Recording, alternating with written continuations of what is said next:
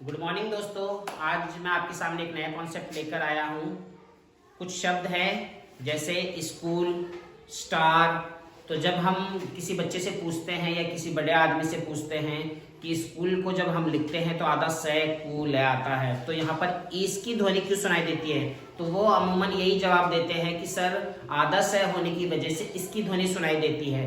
तो मैंने उनको ये पूछा कि चलो ठीक है, आपकी बात बिल्कुल सही है, तो मुझे ये बताइए जब हम स्लेट लिखते हैं तो वहां पर भी तो आधा से आता है, तो वहां तो इसकी ध्वनि सुनाई नहीं देती।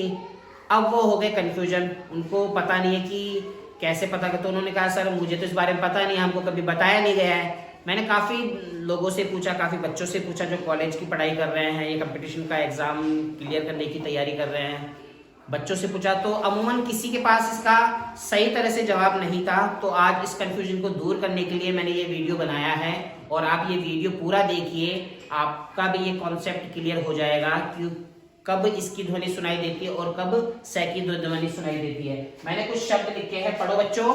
स्टार,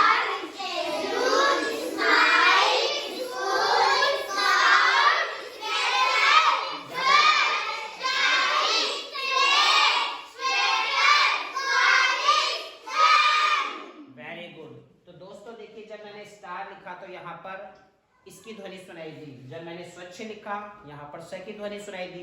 हुआ ना कंफ्यूजन? जब मैंने स्कूल लिखा इसकी ध्वनि, स्काउट लिखा इसकी ध्वनि, स्टेचू लिखा इसकी ध्वनि, जबकि मैंने स्लेट लिखा, शाही लिखा, स्वेटर लिखा, स्वादिष्ट लिखा, स्वयं लिखा, तो यहाँ पर हमें स की ध्वनि सुनाई दी। अब ये क्यों सुनाई दी तो हम आपको इसका कारण बताते हैं। इसका छोटा सा नियम है कब इसकी ध्वनि सुनाई देगी और कब स की ध्वनि। तो दोस्तों वर्णमाला हम सभी को पता होती है, तो जो क वर्ग होता है उसमें कितने वर्ण होते हैं बच्चों?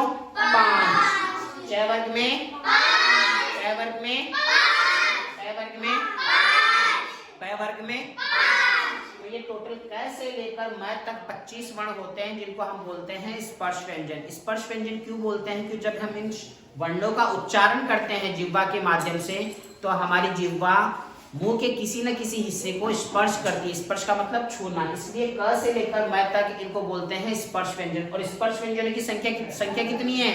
25। तो जब भी आधे स के बाद में स्पर्श व्यंजन में से कोई भी वर्ण आता है तो स्पर्श व्यंजन स के बाद स्पर्श व्यंजन आए तो शब्द में इसकी ध्वनि सुनाई देती है। किसकी ध्वनि?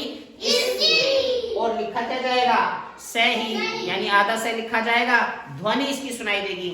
जबकि अंतस्थ वर्ण होते हैं 4, य, र, ल, व। इनका जब हम उच्चारण करते हैं तो हमारे शरीर के अंदर से इनका उच्चारण होता है, गले के अंदर से, यहाँ से नीचे से उच्चारण होता है, इसलिए इनको अंतस्थ वर्ण बोलते हैं।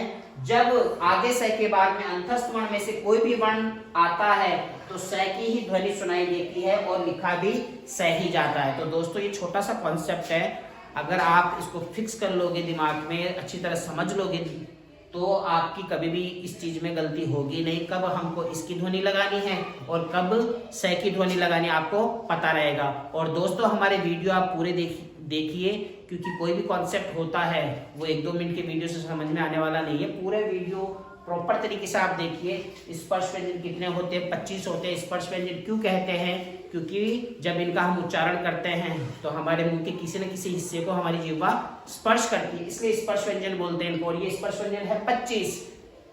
इन 25 वर्णों में से कोई भी वर्ण अगर स के बाद में आता है तो उच्चारण जो ध्वनि है किसकी सुनाई देगी? इसकी, और लिखा स ही जाएगा। जबकि स के बाद में अंतस्थ वर्ण आते हैं। अंतस्थ वर्ण कितने होते हैं? 4।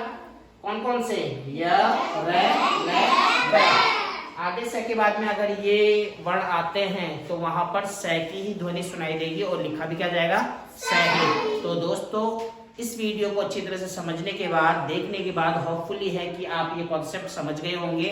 तो ये कॉन्सेप्ट आप खुद भी समझिए, अपने आसपास के लोगों को भी समझाइए, अपने स्कूल में समझाइए, अपने घर में जो छोटे बच्चे हैं उनको समझाइए, क्योंकि ये ऐसा कॉन्सेप्ट है जो बच्चों का ज्ञान बढ़ाता है अच्छी दिशा में। क्योंकि हम बच्चों को शब्द तो सबको पढ़ना आते हैं, लिखना भी सबको आता है, पर उच्चारण कैसे करना है, क्योंकि कहते हैं ना कि जो छोटा बच्चा होता है उसको बोलने में 4-5 साल लगते हैं, पर क्या बोलना है, कैसे बोलना है, इसको बोलने में पूरी जिंदगी निकल जाती है। इसलिए दोस्तों जो भी हम शब्द पढ़ते हैं उसका उच्चारण हमेशा हमें सही तरीके से करना चाहिए। इसी के साथ अगले वीडियो में मैं आपसे फिर मिलूंगा। जय हिंद, जय भारत।